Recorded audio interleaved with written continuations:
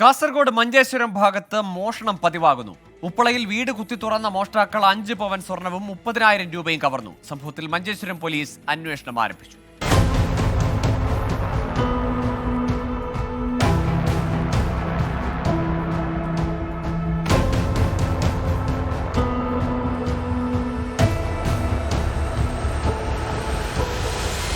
കഴിഞ്ഞ ഒരു മാസത്തിനിടെ 5 മോഷണ പരമ്പരകളാണ് മഞ്ചേശ്വരം മേഖലയിൽ നടന്നത്.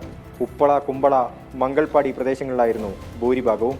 ഏറ്റവും ഒടുവിൽ മോഷ്ടാക്കൾ ഉപ്പള മജിൽ സ്വദേശി അബ്ദുൾ റസാഖിന്റെ വീടും കുത്തി തുറന്നു. 5 പവൻ സ്വർണവും 30,000 രൂപയുമാണ് വീട്ടിൽ നിന്ന് മോഷണം പോയത്. ഒരു മാസമായി അബ്ദുൾ റസാഖ് കുടുംബത്തോടൊപ്പം വിദേശത്തായതിനാൽ വീട് വൃത്തിയാക്കാൻ സഹോദരി എത്തിയപ്പോഴാണ് വിവരമറിയുന്നത്. ഞാൻ വൈകുന്നേരം വന്നിട്ട് വീട് പരിശോധിക്കുന്ന സമയത്താണ് പിറകുവശത്തെ വാതിൽ തുറന്നു കിടക്കുന്നതായി കണ്ടത്. അന്നേരം പോലീസിന് വിവരം അറിയിച്ചു. പോലീസുകാർ വന്നു ഇവിടെ അന്വേഷിച്ചിട്ട് അപ്പോൾ 3 ബെഡ്റൂമും 5 ഷെൽഫ് കുത്തി തുറന്നിട്ട് എല്ലാം വാരി വലിച്ചിട്ട നിലയിൽ കാണുന്നു. മോഷണ പരമ്പര തുടരുന്നതിനാൽ പ്രദേശത്തെ ജനങ്ങൾ ഭീതിയിലാണ്.